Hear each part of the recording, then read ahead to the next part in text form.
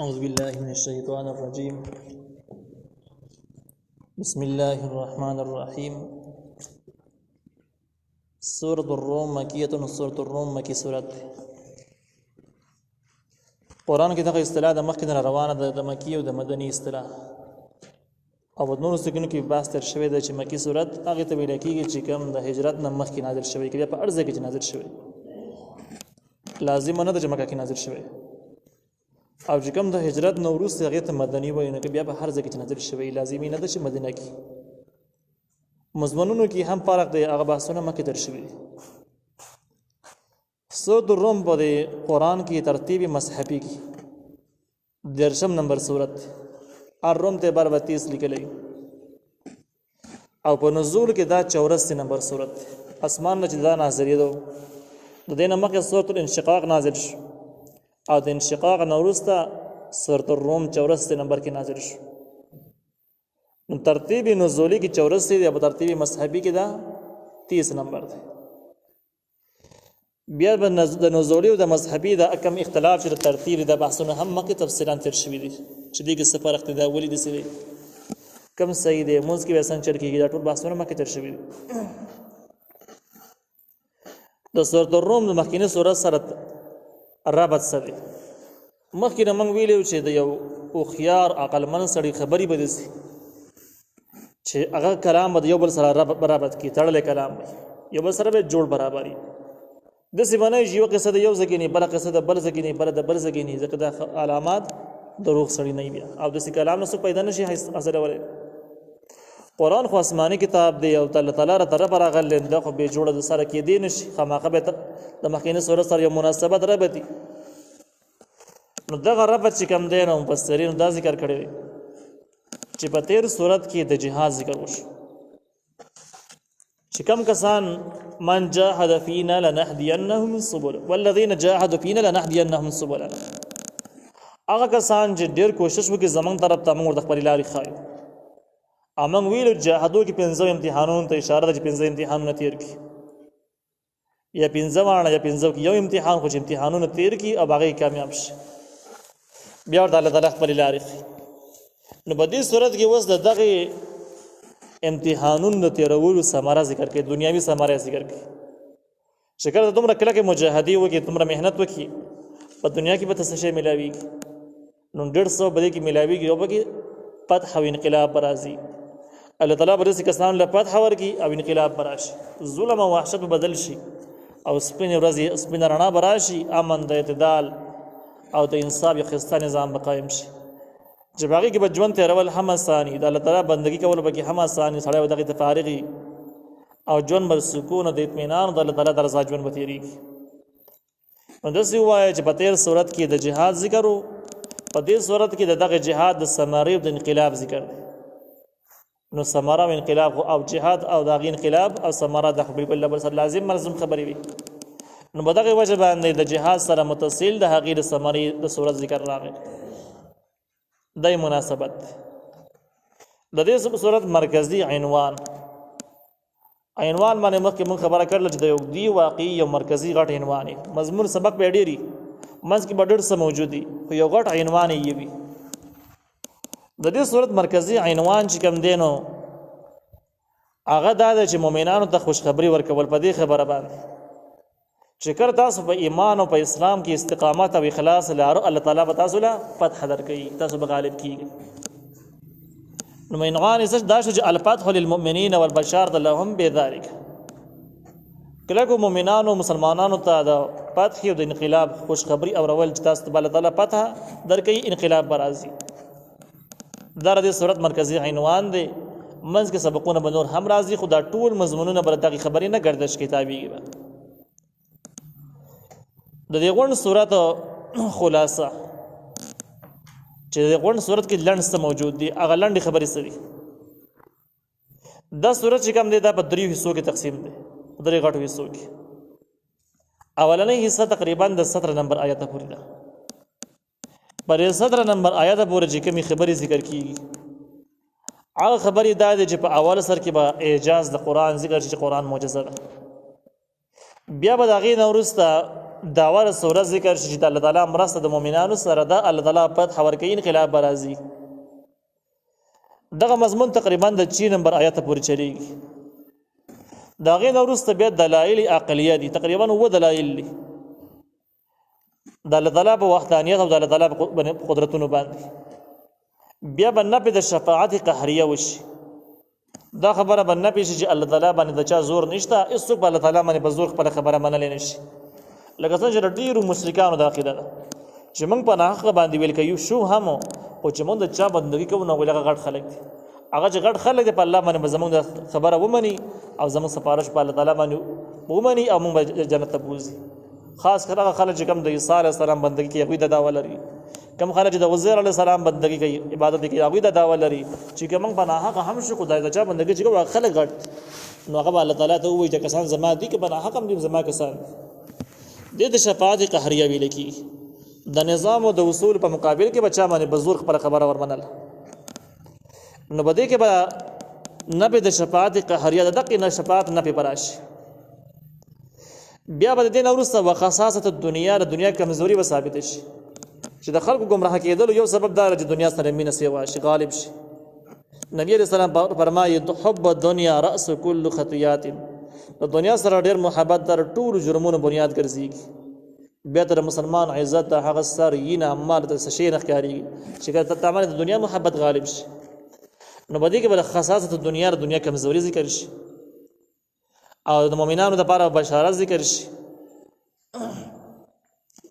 در سره نمبر پوری خلاصه سبق شو.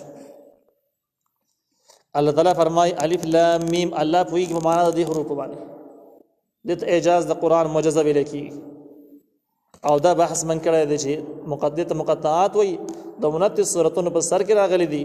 صح حکمت دې سوجره باسر به موږ تفسیری مخ کړی دي. غلبت الروم غلبه شوی د رومیانو باندې. د دې آیاتونو د نازلېدلو خلاصه او د هغې شان نزول په دې طریقه باندې دی چې کله د قرآن نزول شروع شو د مشرکانو او د مسلمانانو منځ کې فاصلې پیدا شوې، اختلاف راغی او د مسلمانانو او د مشرکانو منځ کې زبردست دشمنۍ او د فاصلې پیدا ورځ برس سیوا کېده. په دې منځ کې د روم کوم حکومت چې دی په هغې باندې پارس حمله وکړه. پارس چې کوم دی نو د هغې حدود ته ویل کېږي چې کومو ځایونو کې زیاتره پارسي ویل کېږي. دې کې ایران شامل دی، افغانستان پکې شامل دی اکثري حدود، او د دې نه علاوه چې کوم دی د پارس په نقشه کې څه ګاونډي ملکونه پکې نور هم شامل دي. نو دا رومیان چې کوم دي نو د پارس والا دا مجوسیان دي. مجوسیان چې کوم دي د آتش پرست کله د غور عبادت هم کوي، دا د نور عبادت هم کوي، د سپوږمۍ عبادت هم کوي، دا د رڼا عبادت هم کوي. یو مجرمان خلق دی، یو بیلاری خلق دی. د دوی مشر ته بادشاہ ته به کسرا وایو. دوی حمله وکړه پر روم باندې. روم چې کوم دی نو بدی کې مغربي ملکونه ټول شامل دي، د شام پورې شام پکې هم داخل دي، د شام ځینې حدود پکې داخل دي. بلکې ځینې تاریخونو دا وایي چې د شام ټول شام پکې داخل دي د عربو طرف، او مغربي ملکونه پکې ټول دي. دا د روم حصہ ده د هغې نقشې مطابق. نو دا لوی طاقتونه په یو بل باندې به حملې کولې. په هغه زمانه کې دا سوپر پاور چې شمارلی کېدو په یو بل به حملې کولې. نو د پارس بادشاه چې صابور نوم یې و، هغه یو لوی لښکر تیار کو. دا جنګ او دښمني خو ډېرې زمانې نه روانه وه او په روم باندې حمله وکړه. په روم چې کله حمله وکړه نو د شام اکثري حدود یې په قبضه کې راغلل. په دغه کې چې کوم اکثري غټ ښارونه دي دا د پارسیوانانو پارس خلکو مجوسیانو ونیول. چې ونیول نو د روم خلک چې کوم دی اهل کتاب دي د عیسی علیه السلام منونکي وو، او همدغه شان ده کې مقابله کې چې کوم خلک دی نو هغه کتاب د سره پیژاندنو انپړ خلک وو پارس والا، او دغه مختلفو مخلوقات عبادتونه به کول جاهل خلک. نو دا پارسیان چې کوم دي نو دا په شان د عربو په شان د قریشو. قریش هم دغه شان کې انپړ خلک وو، کتاب آسماني کتاب د سره پیژاندنه لیک لوست باندې هغوی نه پوهېدل، کله د بتانو عبادت، کله د کاڼو عبادت، کله د قبرونو عبادت، او دغه شان کې هغوی من پړه دوی من پړلی، هغوی مشرکان دوی مشرکان دي. نو بالکل دا لیول یو شان ده. د هغې په مقابله کې د قریشو او د عربو خلکو دښمني د صحابه کرامو سره راله. صحابه کرام آسمانی کتاب قرآن ته منسوب خلق هغه یو الله منون کې او د مخلوق بندگی نه کوله. نو د دوی د مشابهت د رومیانو په شان کې شو چې رومیانو عیسی علیه السلام منون کې والله ایمانو او د مخلوق بندگی نه کوله.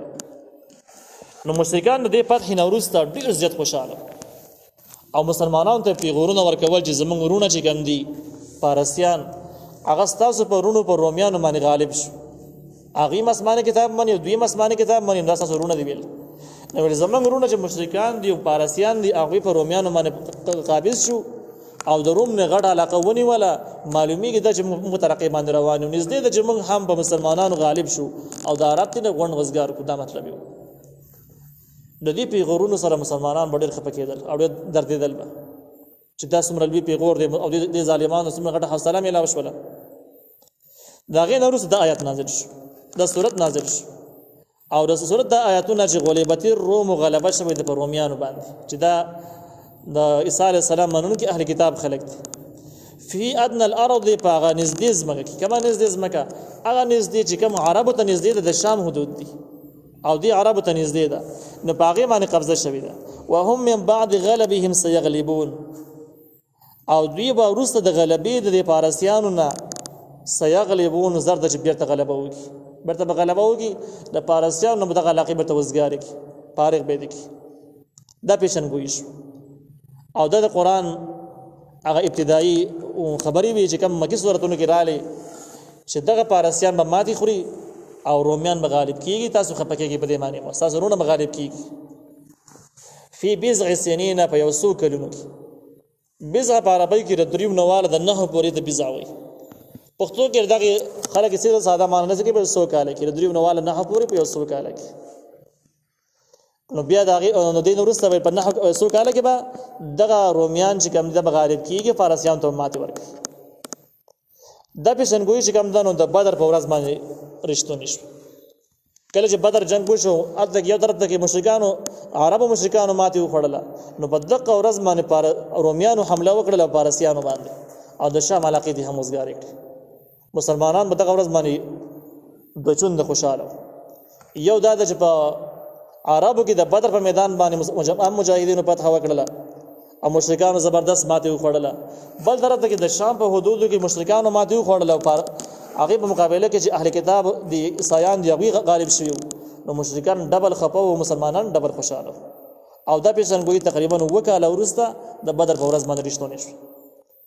همدا وجه چې قرآن مستقله معجزه ده. د کومې خبرې چې ورکړې ده مستقل بیا هغه خامخه شوی دی او انساني کلام داسې نشي کېدی چې د یوې خبرې خبر ورکړي دا به کېږي وغه دې وشي، داسې چېرته نه کېږي. لله الامر، خاص الله تعالی سره اختیار دی. من قبل مخکې و من بعد وروسته، مخکې او وروسته ټول اختیار د الله تعالی سره. د فتح نه وړاندې، د فتح نه وروسته، د شکست نه وړاندې، شکست نه وروسته اختیارات د الله تعالی سره دي. نو د اختیارات د اصل کې د لله الامر د مستقل توحید کلمه د اختیارات د الله تعالی باندې مخلوقات سره نشته. چې مخلوق سره اختیارات نشته، خاص د الله سره دی. دا اور شو او دا رڼا شو، بوتان شو، قبرونه شو، دا ټول فارغ شو چې د دې سره هیڅ اختیار نشته. ويومئذ يفرح المؤمنون، بدغه ورځ باندې خوشاله شي مؤمنان خلک. پیشنګویي د چې 100 کاله کې به دغه رومیان غالب کیږي او چې کله رومیان غالب شي مؤمنان به خوشاله. هم دغه شان دغه وشو د بدر په ورځ باندې په عربو کې هم لوی ظالمانو ماتې وخوړله، په دغه ځایونو کې هم په شام په حدودو کې هم مجوسیانو ماتې وخوړله، اهل کتاب ور باندې غالب